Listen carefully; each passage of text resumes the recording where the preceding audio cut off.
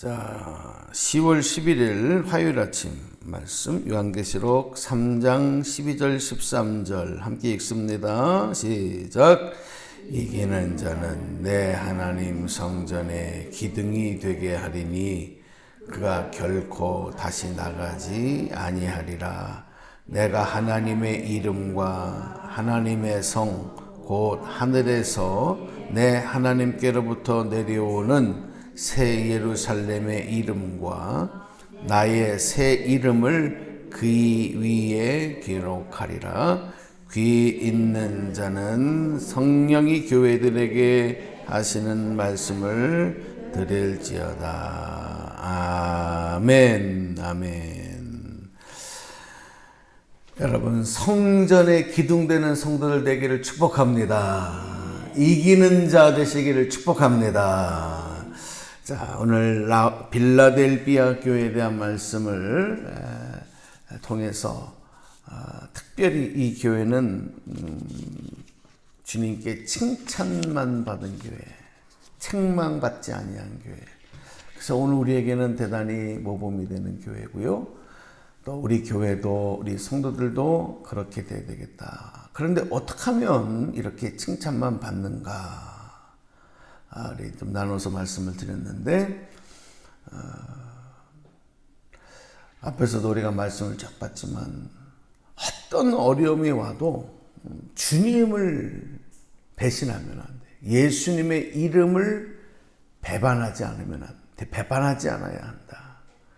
이 말은 뭐냐면 우리가 예수님을 통해서 구원을 얻고 하나님 자녀가 되었으면서도 그 생명을 가지고 살면서도 그 예수님의 이름을 망령되이 일컫는, 예수님은 곧 하나님이시잖아요. 그죠? 십계명에도 말씀 보면 하나님 이름을 망령되이 일컫지 말라 하는 계명이 있는 것처럼 우리가 늘 예수님의 이름이 영광을 받을 수 있도록 그렇게 살아가야 되는데, 우리가 여러분 하나님의 자녀로 이 땅에 살아가면서 영적인 모든 일들은 다 예수의 이름으로 하는 거예요. 예수님의 그 사랑과 예수님의 권세로 우리가 하는 거예요. 왜? 우리 안에는 예수님의 생명이 있으니까. 죄송하지만 내 이름으로 할 수 있는 거 없어요. 내 이름으로는 안 돼요. 그러면서도 예수님의 그 이름 값을 못하고 사는 거예요. 예수님의 이름에 먹칠을 하고 예수님의 이름이 영광받지 못하도록 하고 예수의 이름으로 행하지 못하는 것들, 이런 내용들이 우리들의 삶에 많단 말이에요. 근데 이 빌라델비아 교회는 예수님의 이름을 배반하지 않았다. 절대 예수님을 실망하지 않은 거예요. 이 교회를 통해서, 이 성도들을 통해서 예수님의 이름이 큰 영광을 받으시고 높임을 받으시고 또 많은 사람들에게도 아름다운 존귀함으로 증거될 수 있었다는 거죠. 그러면 이 빌라델비아 교회의 그 교회와 성도들이 어떻게 그럴 수 있었느냐? 그들이 뭐 능력이 많아서, 환경이 좋아서 계속 발씀을 하지만 빌라델비아 교회의 특이한 점은 뭐냐면 지금까지 우리가 보았던 소아시아 교회들의 상황에 비하면 대단히 열악하고 어려운 그런 환경, 비교할 수 없는 양으로나 질로나 모든 형편이 좋지 않는, 그럼에도 불구하고 그렇게 믿음으로 주님의 이름을 높이며 살아갔다. 여러분, 우리가 예수님의 이름을 배반하도록 하는 악한 세력들이 참 많아요. 내외적으로, 바깥쪽에서, 안에서, 이게 참 많습니다. 여기 빌라델비아 교회도 다 어저께 이제 설명을 좀 드렸는데, 내부적으로는 유대인 출신의 그리스도인들, 교회 안에 들어와 있는 방해꾼들의 역할을 하는 거예요. 누가? 예수님의 이름을 의지하고 살아가려고 하는 진정한 그리스도인들에게 도움이 되지 아니하고 방해가 돼. 왜? 예수님의 이름, 복음, 십자가 이 말씀만 붙들고 살아야 되는데 자기들의 신앙에 갖고 있는 전통과 자기 주장과 그것이 율법주의잖아요. 그것을 자꾸 강요하는 거예요. 그것이 결국은 복음을 훼손하게 되고 예수님의 이름을 배반하게 만드는 일들이 됐다. 우리도 신앙생활하다 보면 교회 안에서 우리의 믿음을 흔들어 놓는 요소들이 많아요. 그게 사람이 될 수도 있고 어떤 사건이 될 수도 있고 뭐가 여러 가지 다양합니다. 이런 그거를 이겨내야 될 줄로 믿습니다. 그래야 이기는 자, 예수의 이름을 배반하지 않는 자가 돼요. 자, 내부적인 요소들이 각자 다양하기 때문에 다 말씀을 드릴 수 없고 당시에는 유대인들이었다. 그게 근데 하나님께서 그들을 9절에 보니까 어제도 말씀을 드렸지만 그렇게 하는 자들의 무리를 뭐라고 부르시느냐. 주님이 보라 사탄의 회당 곧 자칭 유대인이라 하니. 이렇게 사탄의 회당, 사탄, 마귀들의 모임이라는 거예요. 마귀들. 이 사람들이 어디 있어요? 어디 있는 사람들이에요? 교회 밖에요? 교회 안이에요? 교회 안에 있는 사람들이에요. 그러니까 여러분 보세요. 교회 안에도 사단의 회당, 사탄의 무리들이 있다는 거예요. 그거 누가 사탄? 그럼 겉을 보고 하나? 응? 겉의 모양을 보고 이거 구별할 수 있어요? 아니요. 이 사탄의 무리들은 양의 탈을 쓰고 그 입에 꿀을 바른 것처럼 우리의 귀를 달콤하게 하고 마음에 평안을 주고, 예? 나를 위하는 척하고 나를 사랑하는 척하고 나를 위로하는 척하고 그렇게 전배들어요. 뿔 달린 악마 같은 모습이 아니란 말이에요. 그러니까 더 어려워요. 설마 저런 분이 그럴까? 그럼 뭘로 구별을 하느냐? 뭘로 구별하느냐? 예수 그리스도가 잣대예요. 예수님의 복음, 십자가, 그 예수님의 사랑. 그게 있나 없나? 이걸 정말.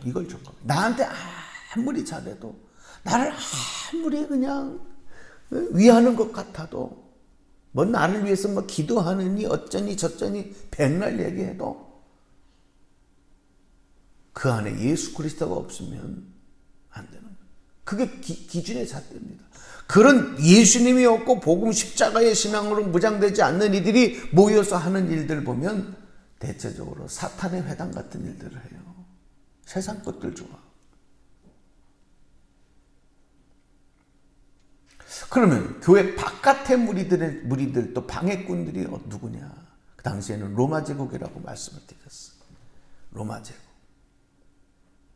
황제 숭배를 강요하고 그리고 그리스도인들을 사회적으로 배척시키는 이런 역할들, 또 탄압하는 그렇게 박해하는 역할을 했던 무리들, 신앙생활을 하지 못하도록 막는 일들. 여러분, 우리가 살아가는 동안의 외부적인 요인들, 그게 뭘까? 그걸 구별할 수 있어야 되죠. 그게 아무리 좋은 거라도 나 이거 없으면 안 돼, 이거 없으면 못 살아. 그래도 그것이 예수님의 이름을 등지게 하고 멀게 하고 예수님의 이름을 내가 내 입으로 망령되게 하는 그런 요인이라고 한다면 그건 사탄의 무리다. 이걸 분별할 수 있어요. 그런데 빌라델비아 교회는 그거를 잘 이겨냈다. 그럼 어떻게 이겨냈느냐? 무엇을 이겨냈느냐? 10절 말씀을 한번 또 읽어볼게요. 10절 한번 읽어보고 시작. 내가 나의 인내의 말씀을 지켰은즉 내가 또한 너를 지켜 시험의 때를 면하게 하리니 이는 장차 온 세상이 마여 땅에 거하는 자들을 시험할 때라. 아멘. 뭐를 지켰기 때문에?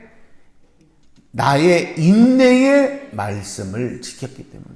그러니까 예수님이 끝까지 참고 구원의 역사를 이루기 위해서 끝까지 십자가의 구원을 완성하기까지 참으며 기도하셨던 것처럼, 그리고 우리에게 전해주셨던 그 복음의 말씀, 그 말씀, 인내의 말씀을 지켰다.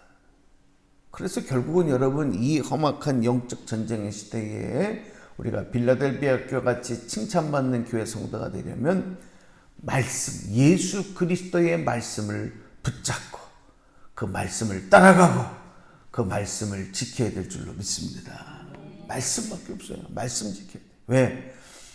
말씀의 홍수 시대에, 요즘에는요, 어디서든지 말씀 들을 수 있죠. 설교 말씀 어디서든지 들을 수 있죠. 인터넷, 스마트폰만 가지면 수십 명, 수백 명 목사님 설교를 들을 수 있죠. 말씀의 홍수 시대. 그런데 정작 나의 영혼을 살리는, 여러분, 생명의 말씀을 내가 취하기가 어려워요.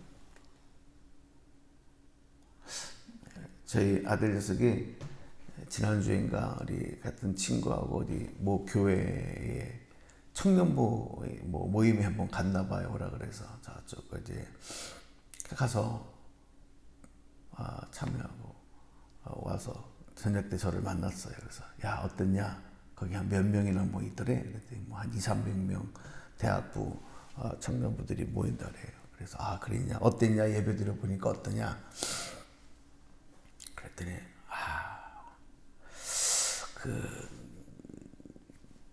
아빠, 내가 좀 나쁜 버릇이 있는 것 같아요.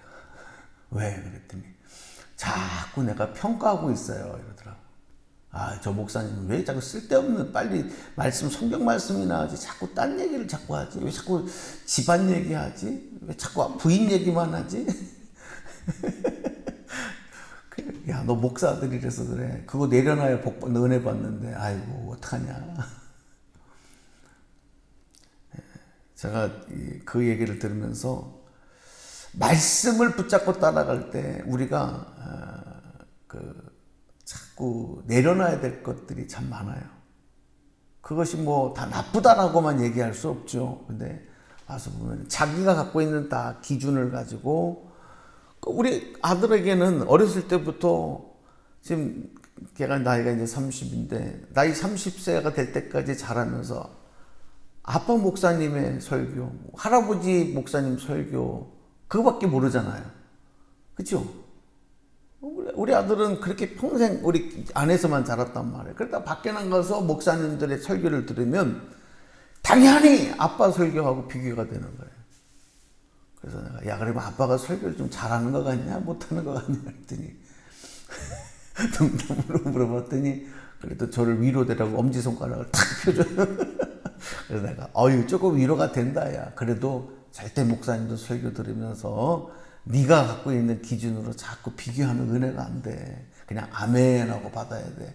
거기서 복음만 듣고 취해야 돼. 그런 이야기를 서로 나눴습니다.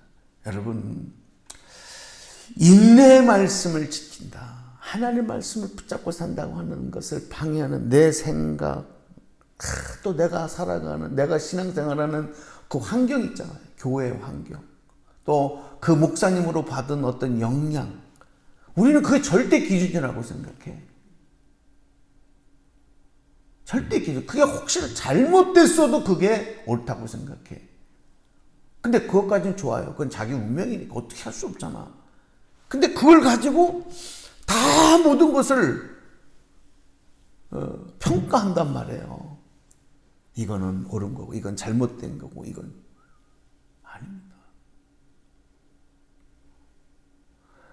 이런 목사님도 있고, 이런 교회도 있고, 그런 건데, 복음에서 벗어나지 않으면 되는 건데, 이게 옳다, 그르다, 이걸 평가하는 순간 은혜는 없다. 우리가 하나님 말씀을 들을 때도 주님 말씀에서 이게 과학적으로 증명이 되냐, 뭐 이성적으로 맞냐, 경험적으로 맞냐, 응? 이게 자꾸 머리가 돌아가는 순간에 은혜는 없다. 그러나 오직 이 말씀이 생명이다. 아멘하고 가면 거기에 하나님의 승리의 면류관 주시는 역사가 나타나는 줄로